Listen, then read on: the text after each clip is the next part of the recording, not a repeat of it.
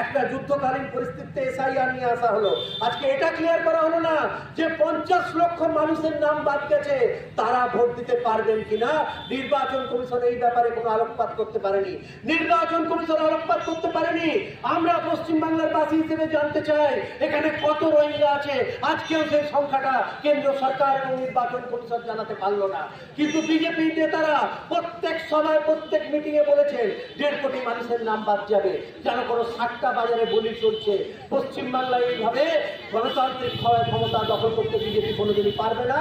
সেটা তাদের নেতা মন্ত্রী থেকে শুরু করে যারা যারা পশ্চিমবঙ্গে পুলিশ বোর্ডে আছেন, তারা আছেন, বলেন চলে যান। তৃণমূল কংগ্রেসের সাথী হচ্ছেন আপনারাই আমাদের তৃণমূল কংগ্রেসের ইলেকশন পার্টনার। আর বিজেপির ইলেকশন পার্টনার হচ্ছে ইডি, সিবিআই, ইনকাম ট্যাক্স এবং সর্বোপরি এখন নির্বাচন কমিশনে যুক্ত হয়েছে।